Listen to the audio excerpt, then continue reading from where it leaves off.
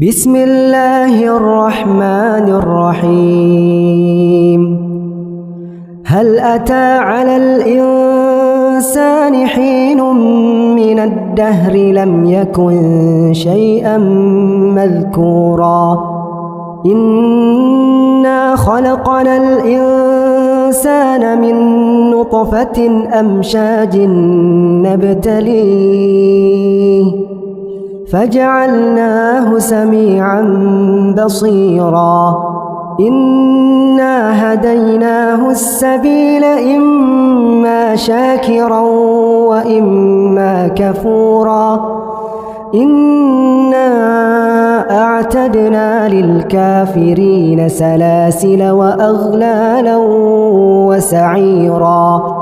إن الأبرار يشربون من كأس كان مزاجها كافورا عينا يشرب بها عباد الله يفجرونها تفجيرا يوفون بالنذر ويخافون يوما كان شره مستطيرا ويطعمون الطعام على حبه مسكينا ويتيما وأسيرا إنما نطعمكم لوجه الله لا نريد منكم جزاء ولا شكورا إنا نخاف من ربنا يوما عبوسا قمطريرا فوقاهم الله شر ذلك اليوم ولقاهم نضرة وسرورا وجزاهم بما صبروا جنة وحريرا متكئين فيها على الأرائك لا يرون فيها شمسا ولا زمهريرا ودانية عليهم ظلالها وذللت قطوفها تذليلا ويطاف عليهم بآنية من فضة وأكواب كانت قوارير من فضة قدروها تقديرا ويسقون فيها كأسا كان مزاجها زنجبيلا عينا فيها تسمى سلسبيلا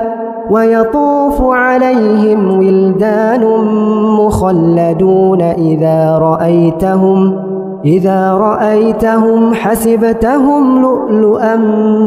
منثورا وإذا رأيت ثم رأيت نعيما وملكا كبيرا عاليهم ثياب سندس خضر واستبرق وحلوا أساور من فضة وسقاهم ربهم شرابا طهورا إن هذا كان لكم جزاء وكان سعيكم مشكورا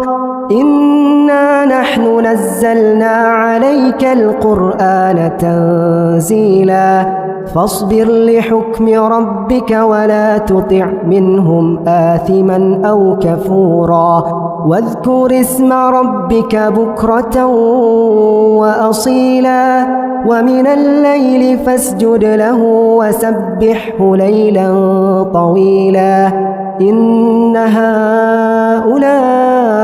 يحبون العاجلة ويذرون وراءهم يوما ثقيلا نحن خلقناهم وشددنا أسرهم وإذا شئنا بدلنا أمثالهم تبديلا إن هذه تذكرة فمن شاء اتخذ إلى ربه سبيلا وما تشاءون إلا أن يشاء الله إن الله وكان عليما حكيما يدخل من يشاء في رحمته والظالمين أعد لهم عذابا أليما.